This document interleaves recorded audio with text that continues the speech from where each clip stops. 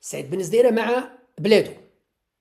سعيد بن زديرة نبح من الهضرة، وهو يقول لكم أننا رايحين نخسروا القضية الصحراوية اللي هي قضية مصيرية بالنسبة للجزائر. نعم، رايحين نخسروها منذ سنوات، وأنا نقول لكم رانا داخلين في حيط، لأنني نشوف روحي أنا سعيد بن زديرة خاسر أكثر بكثير من بعض الصحراويين اللي راهم عايشين في المهجر. نعم، لماذا؟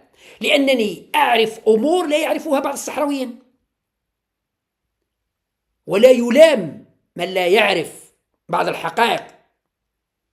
أنا أعرف بعض الحقائق وبعض الأسرار وبعض المعلومات والمعطيات التي لا يعرفها الكثير من الجزائريين، والكثير حتى من الصحراويين الذين يعيشون في الخارج، اللي يعيشون في الداخل في الأراضي المحتلة أو في المخيمات على بالهم راهم عايشين، لكن اللي عايشين في المهجر حوالي مليون أو أكثر من مليون صحراوي عايشين ما بين أسبانيا، فرنسا، ألمانيا، يجهلون الكثير والكثير من الأمور. الحاجة الوحيدة اللي يعرفوها أنهم صحراويين في الأصل، جدهم صحراوي، لأنه الجيل الحالي بوياتهم في رواحهم ممكن ما عاشوش في الصحراء الغربية، عاشوا تحت الاحتلال المغربي.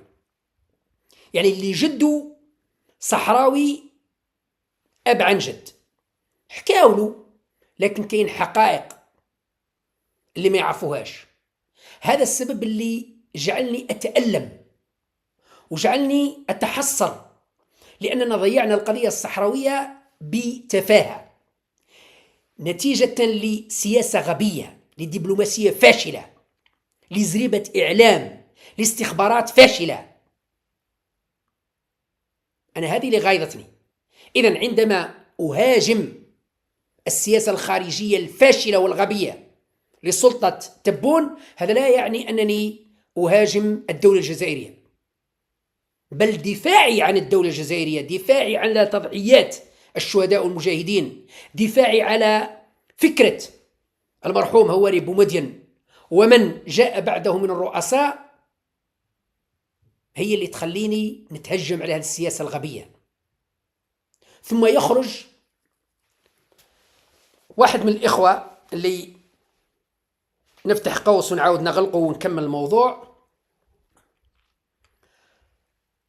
دائما أقول، والناس اللي يعرفوني الحمد لله يشهدوا على هذا الخصلة اللي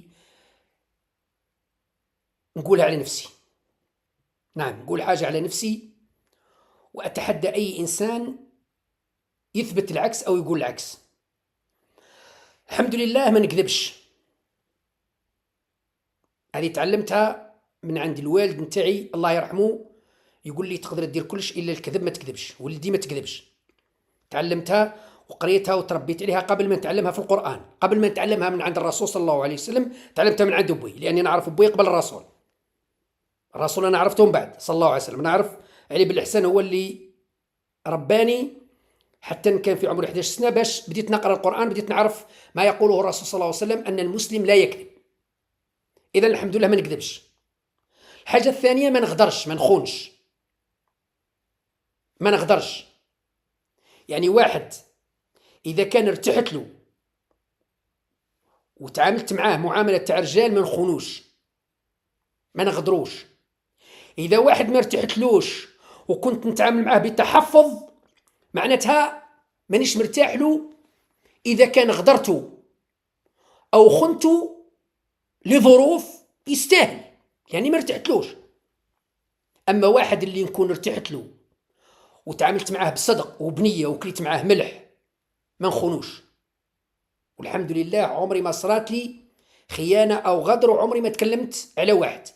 الوحيد اللي تكلمت عليه في حياتي كلها ويجعل ربي يسمح لي وحتى هو تصالحت أنا وياه هو عبدو صمار، وقلتها على العلن، قلت كليت ملحو ولأنه غبي دخلت فيه وتكلمت فيه، ثم تصلحت الأمور وأصبحنا أصدقاء، وصار سوء تفاهم وأصبحنا أصدقاء.